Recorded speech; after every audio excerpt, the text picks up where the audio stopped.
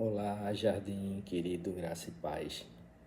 Nós vamos para mais um devocional do jardim e o nosso texto de hoje, ele tem por título Deus sabe e está baseado na leitura do livro de Josué, capítulo 22, versículos 21 ao 27, que diz assim: Então os membros das tribos de Ruben e Gade e da meia tribo de Manassés responderam aos chefes dos clãs de Israel: O Senhor, o poderoso, é Deus.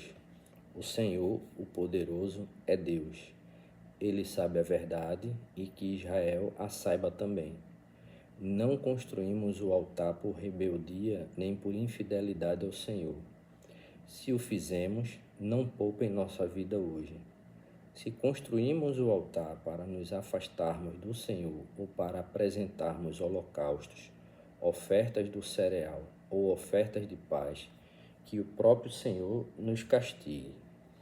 A verdade é que construímos esse altar por medo de que, no futuro, seus descendentes digam aos nossos: Que direito vocês têm de adorar o Senhor, o Deus de Israel?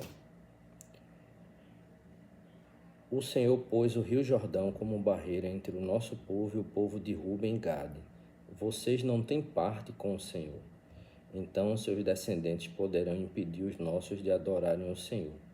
Por isso resolvemos construir o altar, não para oferecer holocausto ou sacrifício, mas como testemunho. Ele lembrará os nossos e os seus descendentes de que nós também temos o direito de servir ao Senhor em seu santuário, com holocaustos, sacrifícios e ofertas de paz.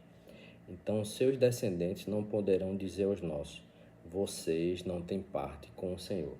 O que é que o nosso devocional de hoje ele traz? Ele, como eu já disse, ele tem por título Deus sabe. E o que a gente observa aqui no texto, né, é uma situação de aparente confusão. Por quê? Porque os israelitas do leste do Jordão, ou seja, da parte oriental, né, do Rio Jordão, eles criaram um mal-entendido porque eles construíram um altar do lado deles do rio. Mas as tribos ocidentais, elas viram isso como uma rebelião contra Deus. Por quê? Porque elas sabiam que o único local de adoração era o tabernáculo. E isso está lá em Josué, né, 22, versículo 16. Mas aí, as tribos orientais, elas resolveram explicar, né, esse mal-entendido, dizendo o seguinte: não, a gente não construiu isso aqui para adorar.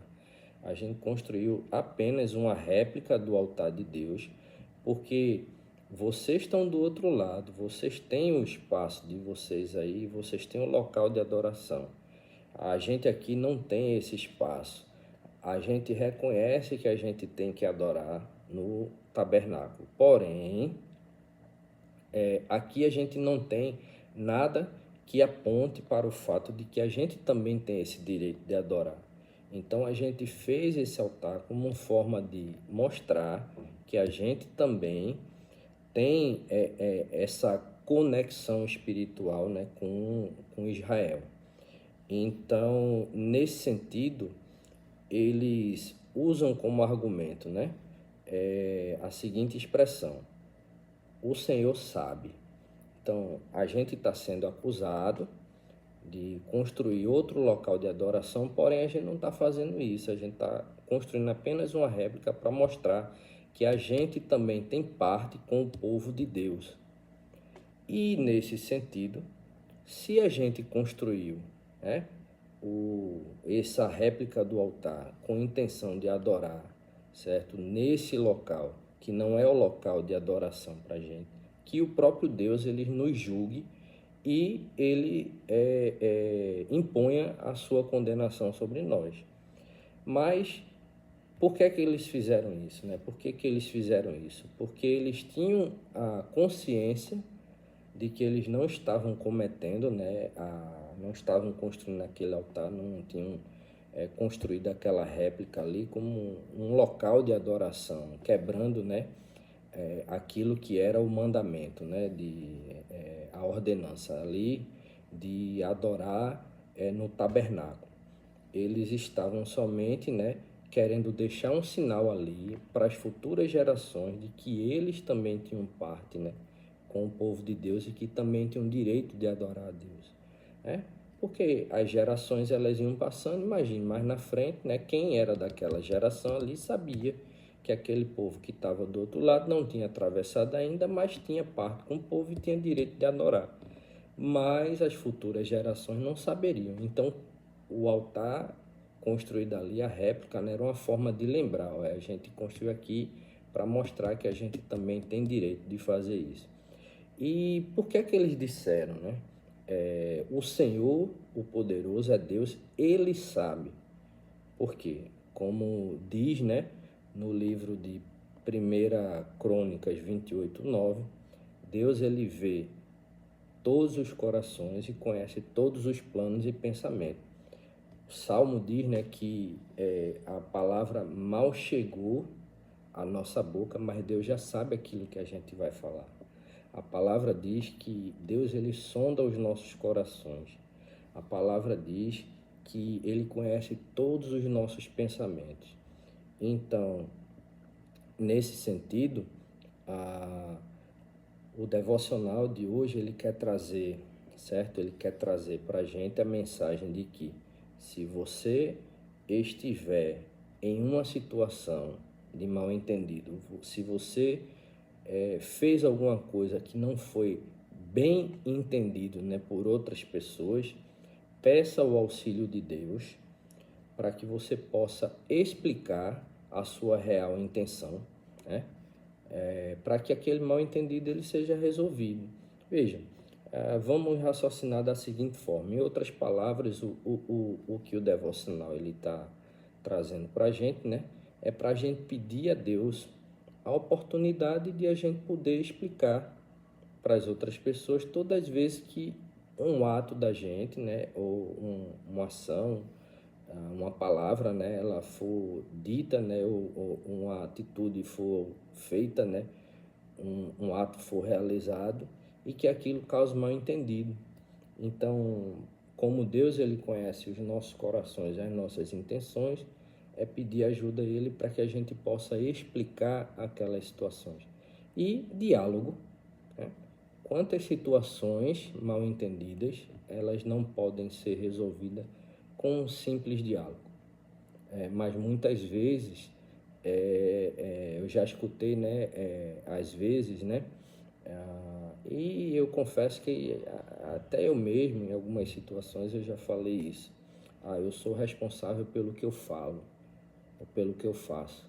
As pessoas são responsáveis pela forma como elas interpretam, como elas veem. Se a pessoa não enxergou a bondade de um ato meu, né?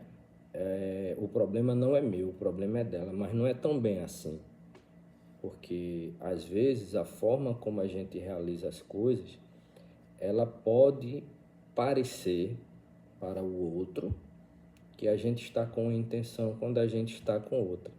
E eu já escutei também uma frase que diz assim, que o óbvio ele precisa ser dito. Mas isso é muito óbvio. Eu não preciso explicar isso.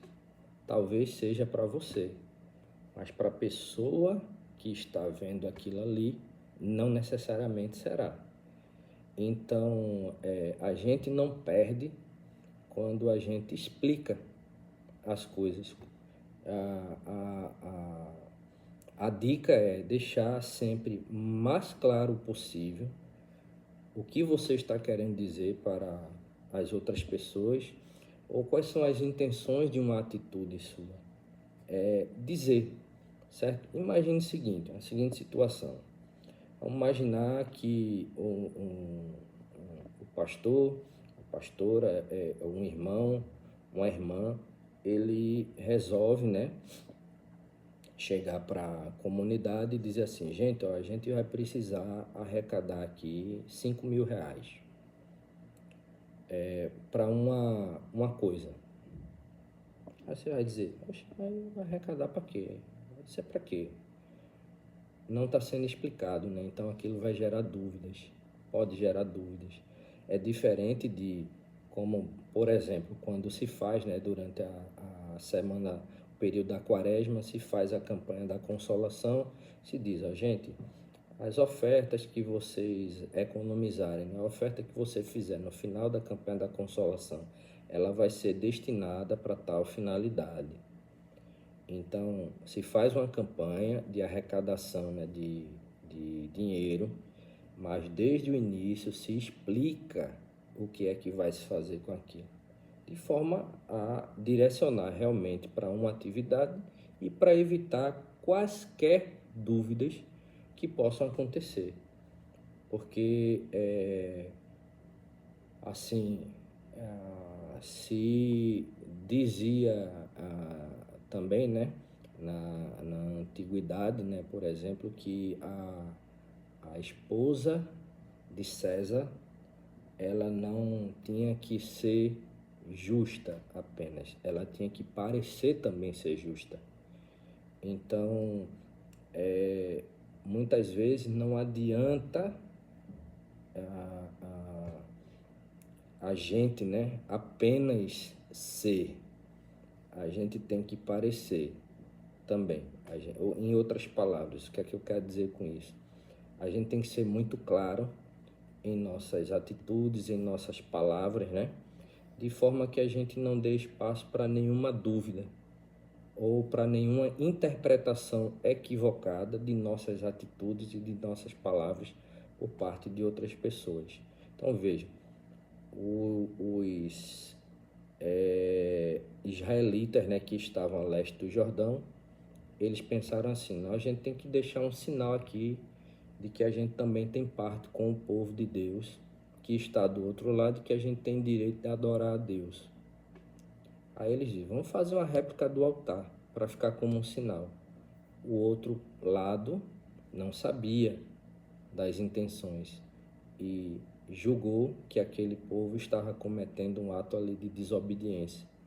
Mas o mesmo Deus que conhece os nossos corações, sonda os nossos pensamentos, sabe as palavras que eu vou falar antes mesmo delas serem verbalizadas. Ele também é o Deus que nos ajuda a esclarecer situações que deixam dúvidas. Então eles diziam aquilo ali, né? Deus sabe.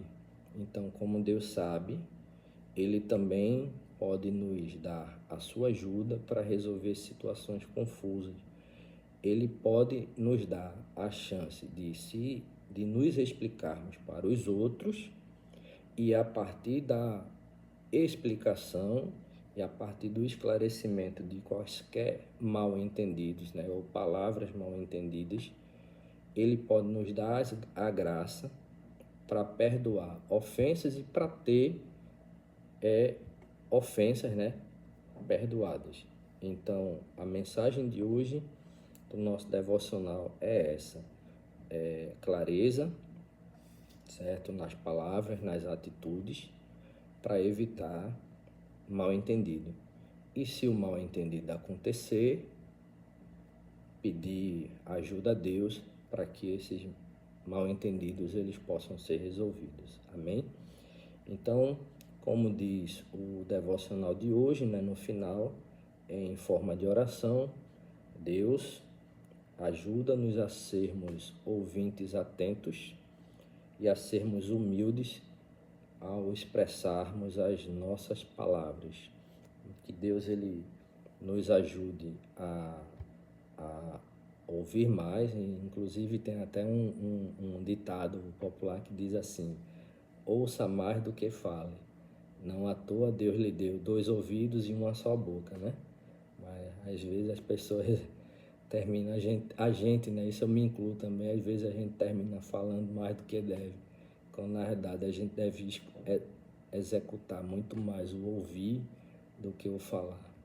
Então, que Deus ele nos ajude a sermos ouvintes atentos e que Ele nos dê a graça de podermos ter todas as situações mal entendidas, né, esclarecidas, para que nossas palavras e nossas atitudes não sejam mal interpretadas. Amém? E que Ele nos abençoe. Vamos orar. Senhor Deus, Pai Todo-Poderoso, nós te louvamos pelo teu nome, te louvamos pelo que tu és, Senhor, te louvamos por tudo que tu tens feito em nossas vidas. Senhor, nesse momento nós queremos te pedir, Senhor, ajuda-nos, dá a cada um de nós, Senhor, a graça de sermos bons ouvintes e de sermos pessoas que se expressem e se expressam bem, Senhor. Que todas as vezes que precisarmos falar ou agir, Senhor, que Tu nos abençoe para que a gente possa fazê-lo de forma a não deixar margem para mais interpretações, Senhor. Mas caso isso aconteça, que Tu nos dê, Senhor, a oportunidade de podermos justificar as nossas palavras e atitudes. Continua abençoando, Senhor, a nossa comunidade. Dá-nos a graça do crescimento de nosso querido jardim, Senhor. Abençoa os nossos reverendos e reverendas, abençoa cada um dos nossos irmãos e irmãs. Vai restabelecendo, Senhor, a saúde daqueles e daquelas em nossa comunidade, ou parentes daqueles e daquelas de nossa comunidade que se encontram enfermos, precisando de uma providência Tua. No mais, Senhor, quero te pedir também que Tu estejas a abençoar o trabalho que está sendo realizado, Senhor, com as crianças no Projeto Semente e com as comunidades de 8 de março e Tijolinho, Senhor. Abençoa o reverendo Souza que está à frente daquele trabalho e continua nos ajudando, Senhor, a sermos cada vez mais filhos e filhas tementes e obedientes à Tua palavra. É assim que eu te oro e te agradeço desde já, em nome de Jesus. Amém. É isso, meus irmãos, minhas irmãs, e até o nosso próximo devocional. Que hoje eu estou aqui gravando aqui do local de trabalho. Esse cenário aqui de trás é do estúdio do local de trabalho. Mas que Deus ele nos abençoe e um grande abraço para vocês e fiquem com Deus e até o nosso próximo devocional. Tchau, tchau.